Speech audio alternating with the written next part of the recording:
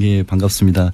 이렇게 마주 뵈니까 더, 예, 웃음이 참 좋으신데. 아유, 청문회장에서 이렇게 쳐다보실 때 눈빛이 굉장히 매서우시더라고요. 아, 그런가요? 아유. 예, 거기선 매서우셔야죠. 매서운 모습 많이 보여주셨고요. 이제, 조윤선 문화체육부 장관. 이게 젊은 예술가 돕는 게 내 일이다. 이런 얘기도 했었지 않습니까? 네. 그러면서 결국에는 이제 문화계 블랙리스트 있는 거는 사실상 인정을 했잖아요.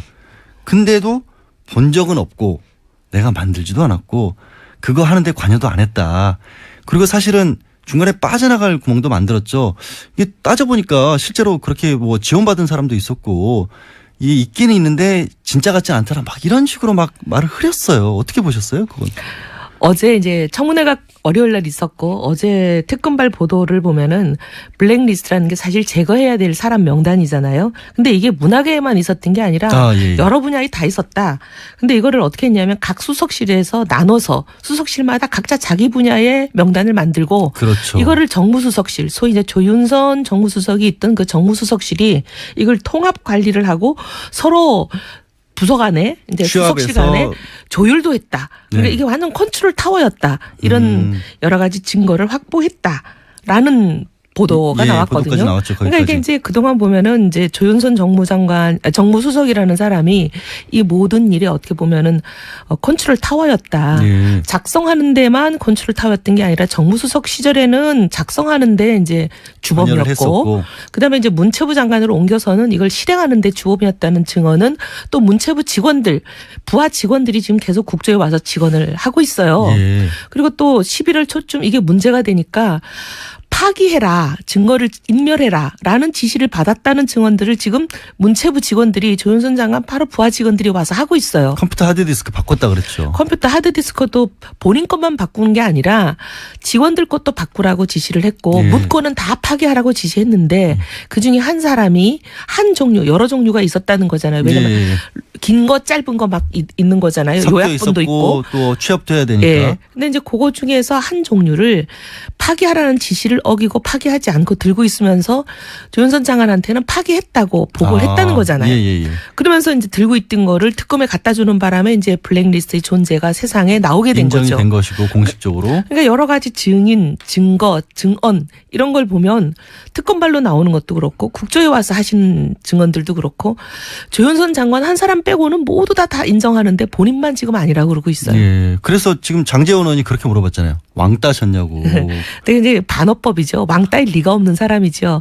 왜냐하면 이제 김기춘 실장과 조윤선 증인 두 사람이 지금 이제 어떻게 보면은 공모하여 상당히 중심 인물인 것으로 지금 의혹을 받고 있는데 김기춘 장관과 조윤선 증인의 관계는 뭐 아버지와 딸처럼 항상 붙어 다녔고 모든 일을 의논하고 완전히 긴밀하기가 그 누구도 따를 수 없는 정도였다고 알려져 있는데 왕따일 리는 없죠. 그래요. 근데 지금 조윤선 장관은 그런 입장이래요. 계속해서 청문회장에서도 그렇지만 나는 아니다. 김기춘 전 비서실장도 있고 최순실이라는 사람도 있을지 모르지만 나는 그 사람들이 실세였지만 그냥 얼굴 마담 정도였었고. 근데 지난 경선 때 이분이 불과 한 1년 전쯤에 선거에 나오셨잖아요. 선거에 나왔을 때 한 6개월간 선거를 치르는 그 기간 동안에는 모든 종편에 나와서 대통령과 자기가 얼마나 가까운지를 매번 얘기를 했거든요. 그 지금 영상들이 다 남아있고. 그럼 개인적으로 가깝다는 거고 권력적으로 가깝지는 않다. 권력이라는 거는요. 대통령과 얼마나 자주 보며 얼마나 가까운 거리에 있냐. 물리적인 거리가 권력의 거리입니다. 그건 뭐 망고불변의 진리 아니에요. 그런 얘기하는 동영상을 국조 특위장에서 여러 의원들이 틀었어요. 그래서 청문회 그렇게 나오기를 싫어했군요. 그렇죠.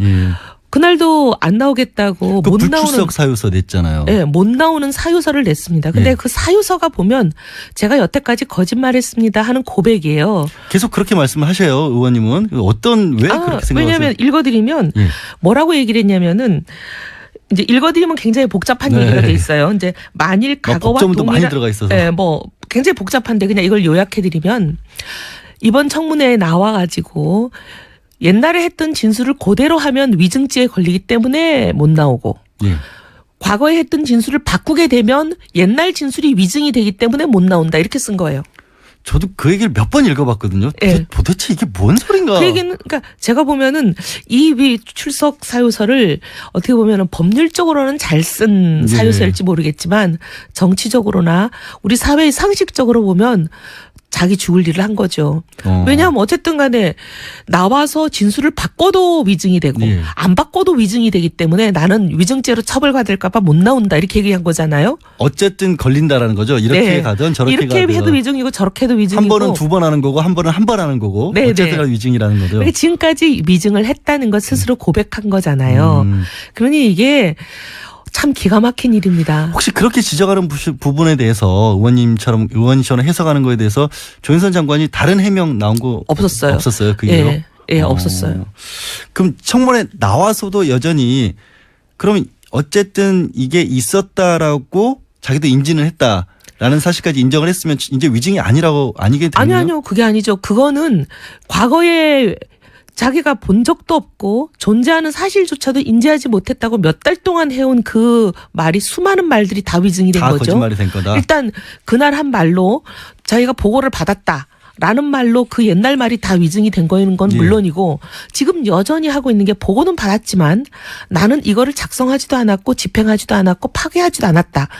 이 말이 이제 특검에서 얘기하는 여러 가지 증거와 완전히 모순되잖아요. 예. 이게 이제 특검에 가면 위증으로 될 가능성이 저는 굉장히 높다고 보고 있는 거죠. 그리고 유진윤 장관이 분명히 얘기하기를 김소영 비서관이라는 사람한테 이거 블랙리스트 만들어. 들고 온 사람한테 이거 어디서 만들었냐 너희가 만들었냐 이랬더니 정무수석실에서 만들어 갖고 왔습니다.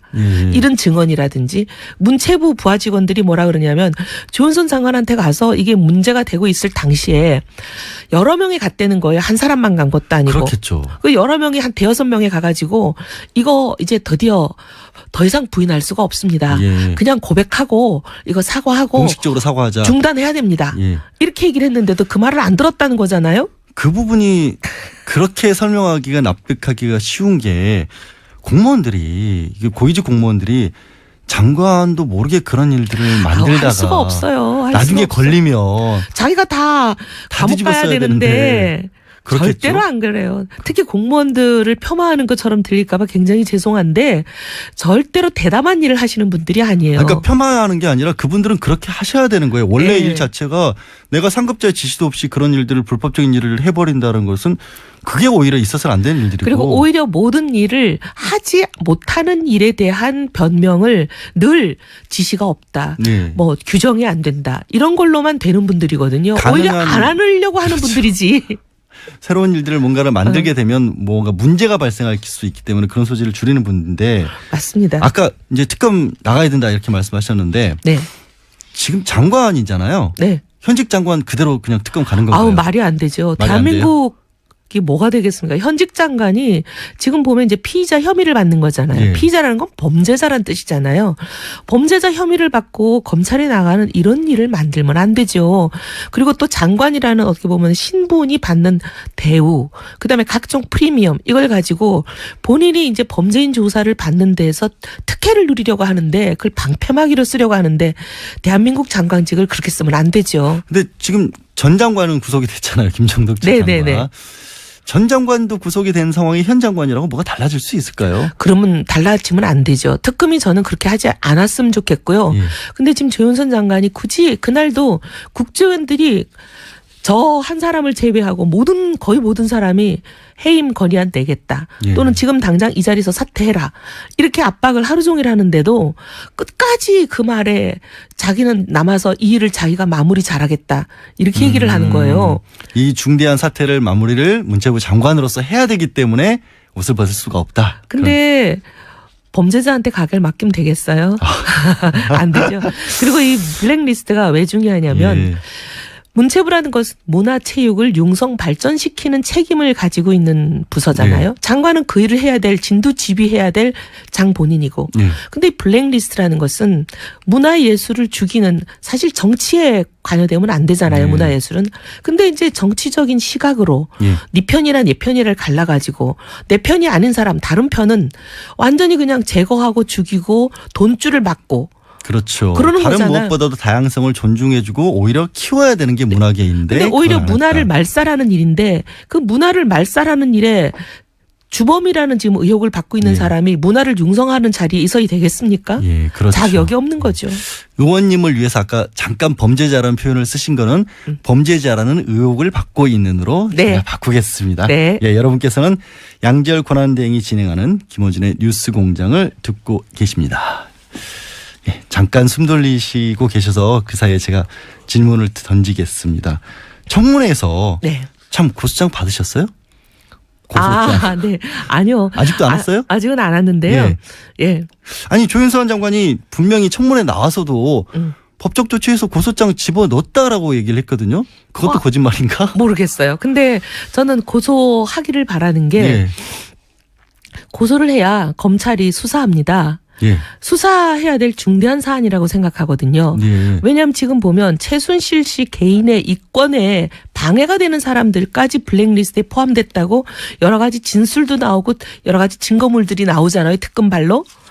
그러면 이게 문화예술을 완전히 말살시키는데 이런 리스트가 개인의 사욕, 사리 사욕을 취하는 하나의 수단으로 국가 권력이 동원이 돼서 이 모든 일들을 한 거잖아요. 그게 참 저도 정말 이해가 안 가는 부분이에요. 네. 아니 정말로 그러니까 잘못된 생각이라고 할지라도 그 어떤 정치적인 이유 때문에라도 안 그것도 되지만. 큰일이지만 네. 그게 어떻게 이익이랑 연결이 된다라는 그러니까 거예요. 뭐 그게. 본인이 하고 싶어하는 이권에 방해가 될 만한 사람들을 뭐 블랙리스트에 넣었다는 거니까. 예. 근데 만약에 이게 이제 사실인지 아닌지 물론 지금 특검발로 여러 가지 증거가 보도가 되고 있지만 그거는 그러면 최순실이란 사람이 어떻게 이 배후에서 영향력을 행사했는지가 중요한 거잖아요. 경로, 경위, 배경.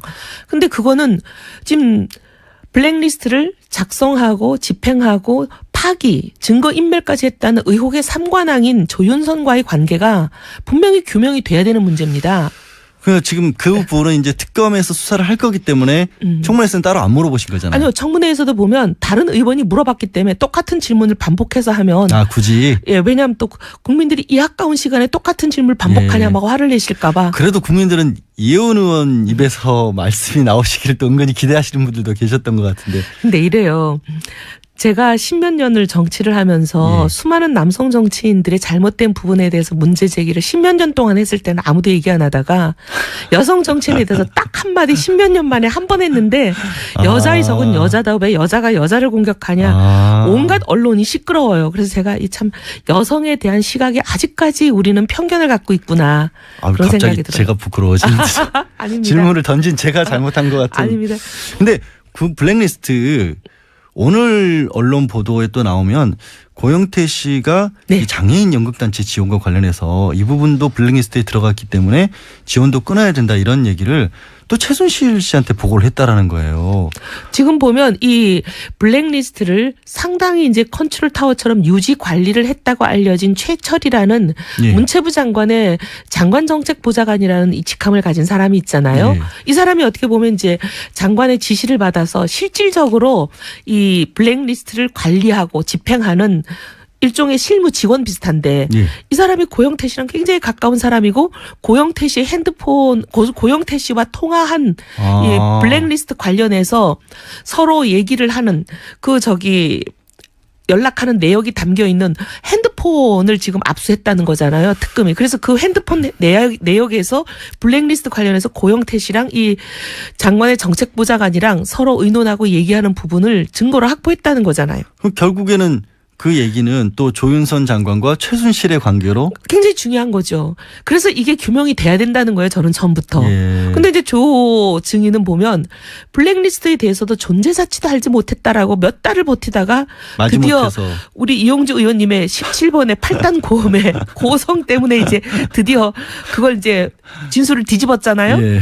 근데 최순실에 대해서도 똑같이 뭐라 그러냐면 본 적도 없고 얘기해 본 적도 없다고 지금 계속. 이 부분은 안 바꿨어요. 절대로. 근데 이 부분은 이제 그렇게 17번이나 물어보는 8단 고음이 없었기 때문인지. 아니 그거라도 좀 이렇게 한번 이렇게 계속 그날은 이제 블랙리스트가 초점이었으니까. 아무래도 가장 중요한 이슈였기 때문에. 블랙리스트에 다 집중이 돼 있었죠. 예. 그래서 이 최순실과의 관계는 특검이 밝혀주기를 간절히 바라고 있습니다. 예. 그래야 이 블랙리스트에 대한 의혹이 완전히 밝혀지는 거지. 이 부분을 빼고 가면 의혹의 완전 해소는 어려울 것 같아요.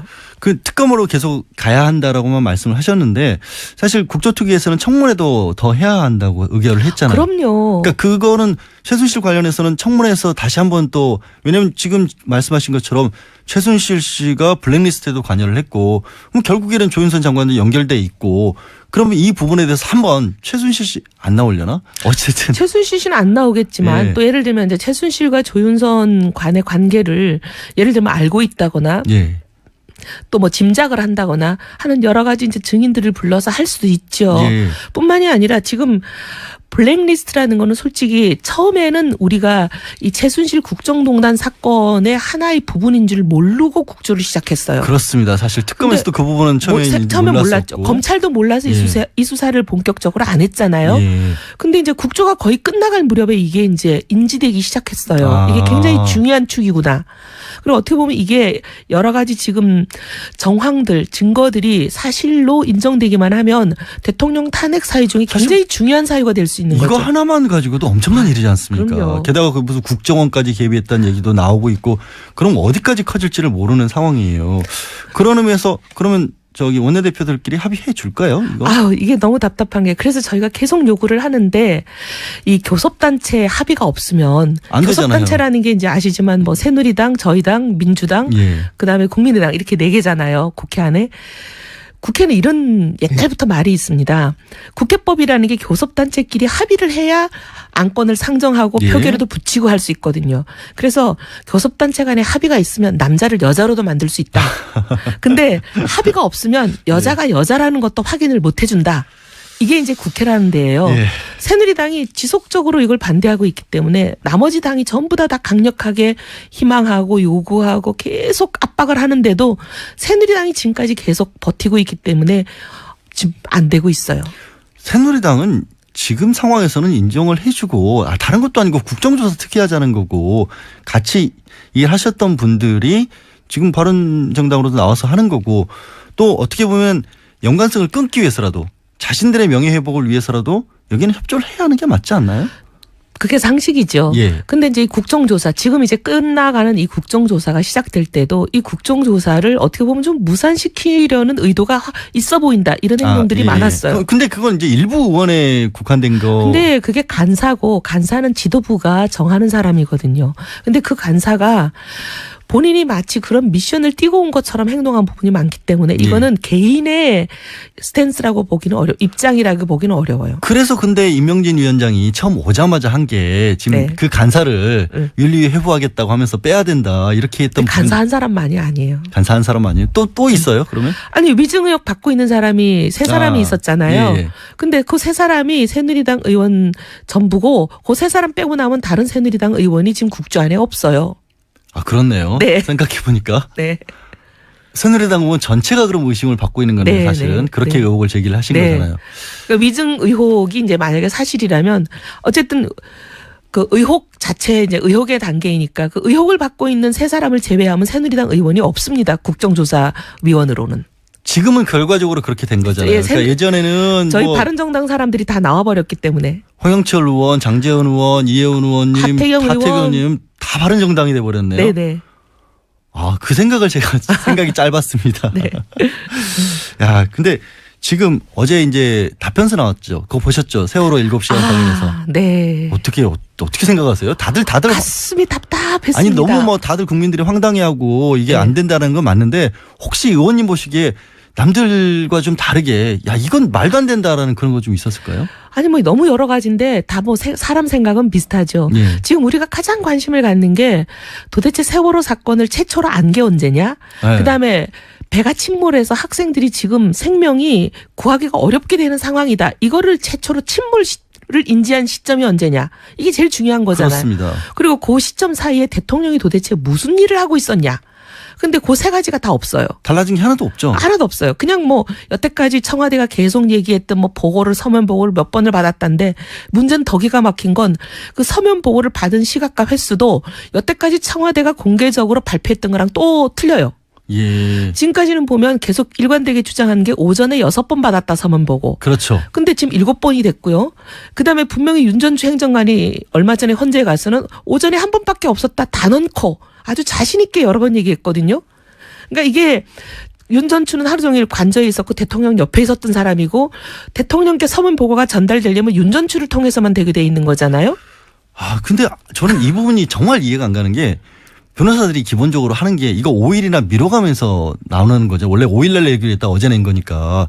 그런 아주 기본적인 사실관계들을 팩트 같은 거 청와대에서 홈페이지에 올려놓은 거 이런 거랑도 비교를 해가면서 그러니까 기가 막혀요. 이건 뭐 초등생도 아니고 초등생들이 이게 왜 화내겠어요. 이게 왜 틀린지 왜 그 진실이 아닐 가능성 때문에 그렇죠. 왜냐하면 진실을 얘기하면 초등학생이 그냥 답변서를 작성해도 사실과 쉽죠. 부합합니다. 예. 근데 진실이 아니면 뭐 박사 아니라 노벨상을 받은 사람을 데리고 와서 작성을 해도 어딘가 허점이 나오고 틀리게 돼 있는 거죠. 아직까지도 뭔가 감추고 있는 부분들이 있기 때문에 계속해서 그렇죠. 틀린다. 그리고 분명히 윤 전 추 행정관의 진술에 의하면 안봉근도 점심 먹으러 나갔고 예. 본인도 없었다는 그 12시에서 2시 사이 아무도 없었거든요. 근데 그 사이에 지금 서면 보고가 6번인가 5번인가 올라간 걸로 돼 있어요. 보고만 올라갔고 뭘 했는지는 또 안 나와요. 근데 보고를 전달할 사람이 없는데 어떻게 보고가 전달됐다는 거예요?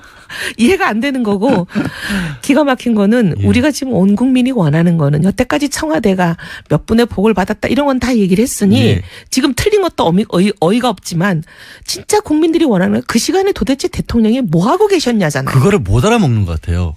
내가 보고를 받았다는 것과 내가 뭐를 했다라는 게 다르잖아요. 네. 그거를 모르는 것 같아요. 그리고 더 기가 막힌 건 제일 지금 이제 문제가 되는 게 특공대를 투입했으라도 인명 구조에 최선을 다하라라고 지시했다는 그 해경과의 통화. 예. 해경에 지시했다고 계속 청와대는 얘기하잖아요.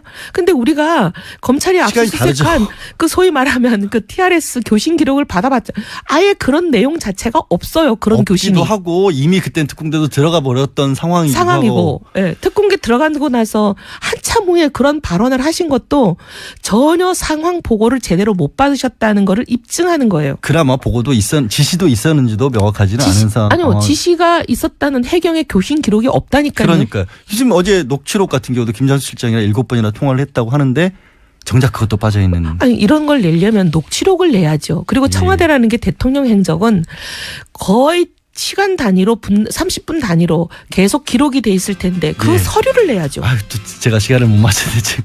죄송합니다. 지금까지 바른정당 이혜원 의원이었습니다. 잠시 후 8시 10분 3부로 돌아옵니다. 예, 고맙습니다. 감사합니다.